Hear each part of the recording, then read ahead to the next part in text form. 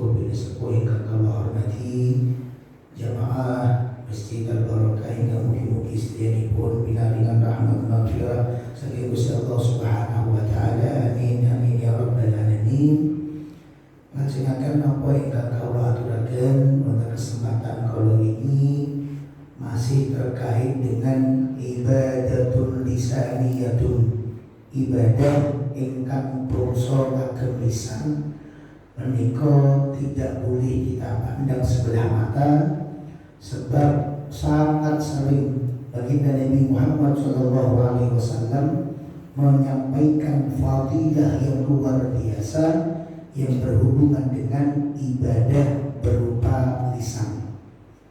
Contohnya apa? Contohnya hadis yang diriwayatkan oleh Imam Muslim.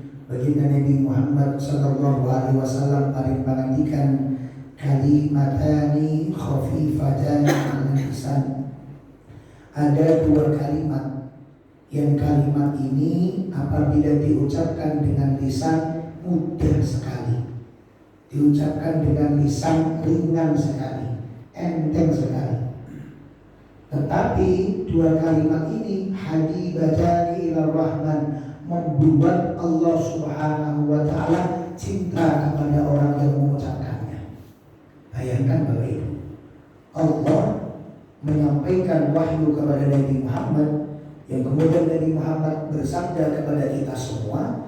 Cintanya Allah Ta'ala bisa kita dapatkan dengan sering istiqomah mengucapkan dua kalimat ini. Padahal kalau kita tahu cinta, apa atau cinta itu? Cinta itu adalah perasaan peduli. Cinta itu adalah perasaan rindu.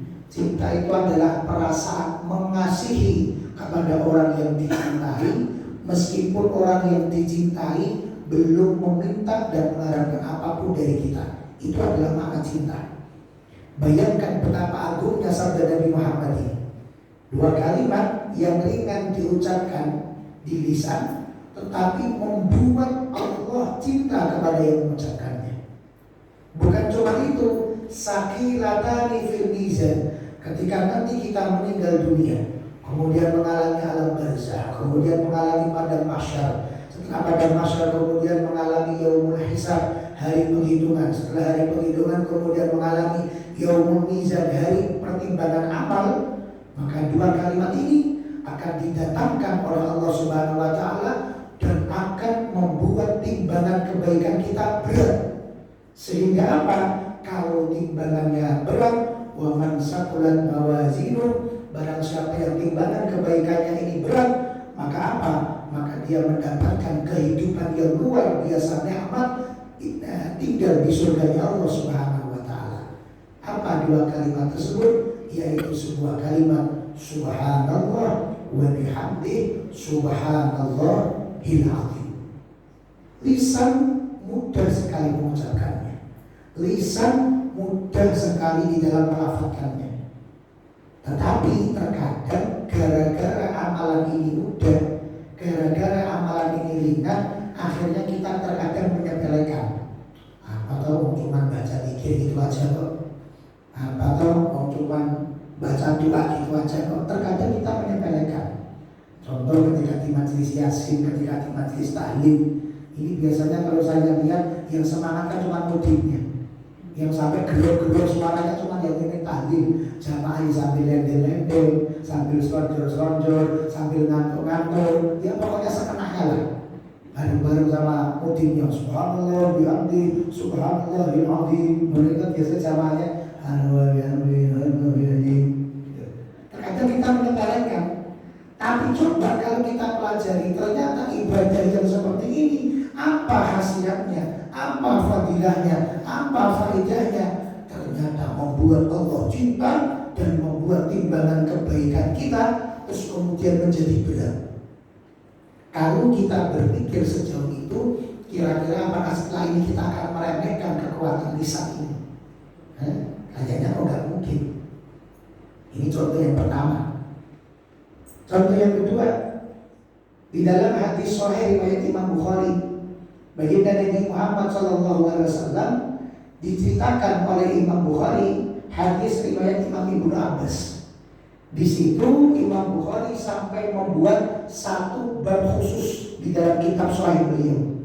Apa babnya? Babu raf'us sauti bidzikri hina yansorifun nas minas shalah. Bab zikir berjamaah setelah selesai sholat, ketika masyarakat selesai sholat berjamaah di masjid. Sampai dibuatkan bab sendiri oleh Imam Bukhari. Kumpulan hadis kok kemudian dibuatkan bab sendiri oleh Imam Bukhari, gak mungkin kalau ini bukan perkara yang penting. Dan ingat, apa yang dibahas ternyata bukan ibadah badan yang dibahas, ternyata bukan ibadah harta yang dibahas, tapi ibadah apa? Ibadah lisan. Bab berzikir bersama-sama dengan suara yang kompak ketika masyarakat selesai sholat di masjid secara berjamaah, sampai dibuatkan bab khusus oleh Imam Bukhari. Di dalam bab tersebut disebutkan hadis-hadis yang banyak tentang apa saja yang dibaca oleh baginda Nabi Muhammad Sallallahu Alaihi Wasallam, yang kemudian diikuti oleh para sahabat sehingga menjadi bacaan yang serentak. Di antaranya kalau kita baca di dalam hadis-hadis tersebut, baginda Nabi Muhammad Sallallahu Alaihi Wasallam membaca zikir ketika ba'da sholat dengan zikir Astaghfirullahaladzim alladzi la ilaha illa huwal hayyul qayyum wa atubu ilaih salasa marrat, 3 kali. Kemudian baginda Nabi Muhammad membaca zikir Allahumma antas salam wa minkas salam wa ilaika ya'udus salam fahayyana rabbana bisalam wa adkhilna al-jannata darussalam tabarakta rabbana wa ta'alaita ya dzal jalali wal ikram. Kemudian Nabi Muhammad membaca zikir subhanallah salasa wa salasina marrat, 33 kali. Kemudian membaca alhamdulillah 33 kali. Kemudian membaca al-baqarah, kemudian membaca Allahu akbar takbir 33 kali. Tasbih 33, tahmid 33, takbir 33. Berapa jumlahnya? 99. Digenapi 100 oleh Nabi Muhammad dengan lafaz la ilaha illallah wahdahu la syarikalah lahul mulku wa lahul hamdu yuhyi wa yumiit wa huwa ala kulli syai'in qadir. Setelah zikir seperti ini, baginda Nabi Muhammad Sallallahu Alaihi Wasallam kemudian bersabda, zikir dengan model seperti yang saya contohkan tadi menggetarkan malaikat penyokong arsy. Ayo bareng-bareng sabda Nabi Muhammad ini kita angan-angan. Arsy itu apa tuh? Arsy itu adalah makhluk terbesarnya Allah Subhanahu wa Ta'ala yang pernah diciptakan Allah, itu namanya arsy.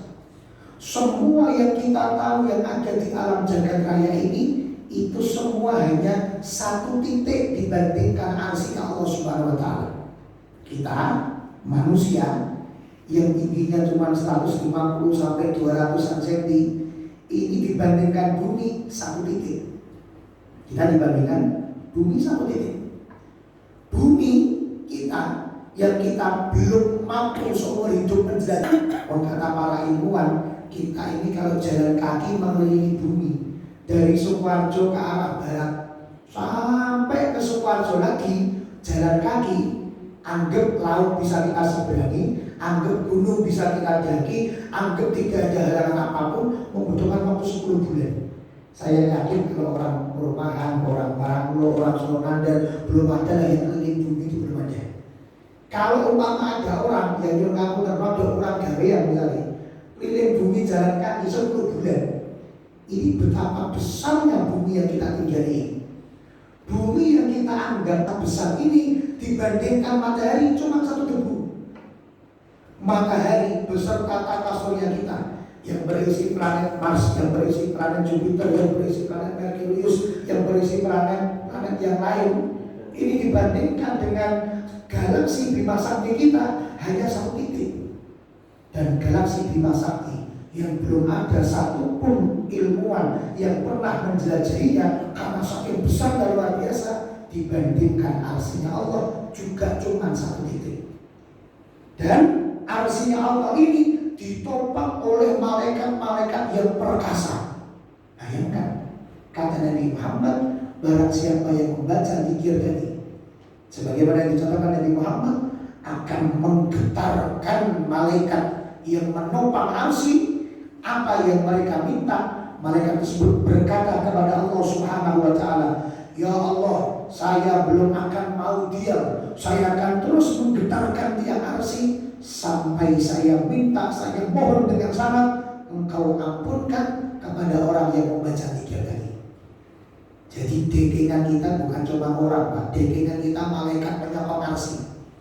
Kok sampai setelah membaca zikir tadi, doa kita ternyata tidak menghasilkan, dosa kita diampunkan oleh Allah, malaikat belum akan berhenti memohon kepada Allah Subhanahu wa Ta'ala. Kalau begini kira-kira apakah zikir mau kita sepelekan? Itu kan pertanyaannya. Kalau begini kira-kira ketika kita doa, ketika kita zikir, apa mau kita remehkan? Kan itu pertanyaannya kira-kira. Hingga kemudian Ibnu Abbas radhiyallahu ta'ala anhu menyatakan, suatu ketika saya sakit udur tidak bisa ke masjid, maka kata Ibnu Abbas, saya mengetahui masjid sholatnya sudah selesai idza sami'tuhu, yaitu dengan tanda saya mendengar zikir berjamaahnya Rasulullah dengan para sahabat. Ini di dalam hadis sahih Imam Bukhari. Riwayat siapa? Riwayat Sayyidina Imam Ibnu Abbas radhiyallahu ta'ala anhu. Imam Ibnu Abbas mengatakan, saya di rumah gara-gara sakit udur gak bisa berjamaah, tapi saya tahu di masjid sholatnya sudah selesai. Gara-gara apa? Gara-gara saya mendengarkan, oh masjid sudah terdengar zikir, berarti sholatnya sudah selesai. Kenapa? Sudah zikir di masjid.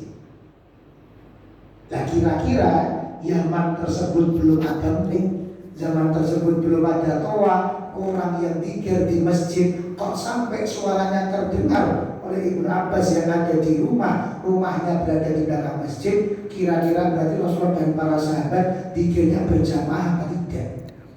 Zikirnya berarti dengan suara yang kompak atau suara lirih-lirih saja? Ini kemudian PR untuk kita berpikir bagaimana praktek zikir yang diajarkan oleh baginda Nabi Muhammad SAW.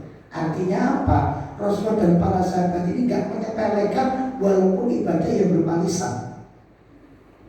Contoh yang ketiga, ketika baginda Nabi Muhammad hendak menerangkan tentang doa agar dikabulkan oleh Allah Subhanahu wa Ta'ala, di dalam hadis riwayat Imam Al-Hakim di dalam kitab beliau Al-Mustadrak ala Sahihain, an Habib bin Maslamah, dari sahabat Habib bin Maslamah radhiyallahu ta'ala anhu, beliau berkata, sami'tu Rasulullah SAW yaqul, suatu ketika saya pernah mendengar Nabi Muhammad bersabda, la yajtami'u mala'un, tidak mungkin sekelompok orang berkumpul, fayad'u ba'duhum, yang imam memimpin doa, kiainya mimpin doa, ustaznya mimpin doa, wa yu'minul ba'du, jamaahnya ikut angkat tangan dan ikut mengucapkan amin, amin, amin, kecuali illa ajabahullah, pasti doa hum. Lihat, Nabi Muhammad tidak menggunakan lafaz mufrad, Nabi menggunakan lafaz single, persegila. Yang dikabulkan doanya imam, dan yang dikabulkan doanya ustaz saja, enggak. Kata Nabi Muhammad, imam beserta jamaahnya doa bersama-sama, pasti ajabahumullah, menggunakan dhamir kata ganti hum. Apa itu hum? Yaitu jamak. Artinya semua orang yang ikut di dalam doa tersebut, yang memimpin dan aminkan, semuanya dikabulkan oleh Allah Subhanahu wa Ta'ala. Bayangkan betapa agungnya sabda Nabi Muhammad ini. Kalau imamnya dikabulkan, mungkin kita masih masuk pak nalarnya. Kenapa? Wong imam yang capek-capek doa, imam sing sampai tidurnya muntuk ibaratnya, betul kalau dikabulkan ya wajar. Cuman kok Kanjeng Nabi ternyata rahmat sekali, bahkan kepada jamaah yang ikut angkat tangan sambil tekluk-tekluk, terus kemudian mengucap amin, amin, amin. Nanti ternyata mereka juga ikut dikabulkan doanya oleh Allah Subhanahu wa taala. Padahal modal ngucap nopo, modal ngucap amin. Tapi ternyata dengan amin tersebut menjadikan doanya dikabulkan oleh Allah Subhanahu wa taala. Yang terakhir, yang keempat, bukti bahwa ibadah dzikir lisan ini gak bisa disepelekan adalah hadis yang sangat agung. Kanjeng Nabi Muhammad paring pangandikan, man kana akhiru kalamihi inda intihai ajalihi qaula la ilaha illallah. Barang siapa yang menjelang akhir kehidupannya, kalimat yang terakhir diucapkan oleh lisannya adalah kalimat la ilaha illallah, dakhala jannah. Berarti meninggalnya itu husnul khatimah dan masuk ke dalam surganya Allah Subhanahu wa taala. Oh, tergantung apa? Tergantung lisan. Lisan kita ucap apa ketika itu. Maka bagi orang yang berpikir, tidak semestinya menyibukkan lisan dengan isu-isu. Tidak semestinya menyibukkan lisan dengan merasa tiang. Tidak semestinya menyibukkan lisan dengan berkata sesuatu yang kotor, dengan sesuatu yang buruk, dengan sesuatu yang tidak pantas, memiliki slogan-slogan yang tidak sesuai dengan adab dan akhlak, kata-kata anjir, kata-kata anjing, kata-kata anjir, kata-kata dan lain sebagainya. Kenapa? Karena apa yang biasa kita sampaikan di lisan kita akan menjadi kebiasaan. Buktinya apa? Pas jenengan kaget apa yang diucapkan, ya tergantung apa yang dibiasakan. Bakal tahu sih biasa di pasar muni tahu, pas kepleset pakai tahu. Orang yang rata ayam, ya kalau masih tahu masih agak bagus lah. Kalau ayam masih bagus, terus naik misal kebun binatang keluar semua. Kira-kira gimana? Kalau kaget saja kita nggak bisa mengontrol apa yang keluar dari lisan kita, apa kabar dengan kabar kita nanti ketika hendak diambil nyawanya oleh Allah? Bisa nggak kita kontrol mulut kita? Kenyataannya kita sering menyaksikan orang yang meninggal dunia. Kenyataannya kita sering mendampingi orang-orang yang dalam proses nazar. Berapa persen dari orang-orang tersebut yang diberikan taufik pertolongan oleh Allah Ta'ala lisannya bisa mengucapkan la ilaha illallah? Sangat sedikit. Maka berarti keselamatan dunia dan akhirat hubungannya adalah dengan lisan. Maka kalau ada ibadah lisannya, ayo kita pahami maknanya, kita pahami fadilahnya, sehingga ibadah lisannya ini tidak bisa kita sepelekan karena fadilahnya sangat agung sesuai dengan keterangan baginda Nabi Muhammad Sallallahu Alaihi Wasallam. Semoga yang sedikit ini bisa menambah motivasi, bisa menambah semangat kita untuk terus ibadah badan jalan, ibadah harta jalan diramu juga dengan ibadah lisan, sehingga sempurnalah ibadah kita dan mendapatkan pahala yang berlimpah dari sisi Allah Subhanahu wa taala. Amin ya rabbal alamin. Rabbana atina fid dunya hasanah wa fil akhirati hasanah wa qina adzabannar. Allahumma sallimna li Ramadan wa sallim Ramadan lana wa tasallamhu minna mutaqabbala. Allahumma inna nas'aluka ridhaka wal jannah wa na'udzubika min sakhatika wan nar. Allahumma innaka 'afuwwun tuhibbul 'afwa fa'fu 'anna. Subhana rabbika rabbil 'izzati 'amma yasifun. Salamun 'alal mursalin walhamdulillahi rabbil 'alamin. Kita melakukan proses sudah mengapunten. Allahumma fi ila kami. Assalamualaikum warahmatullahi wabarakatuh.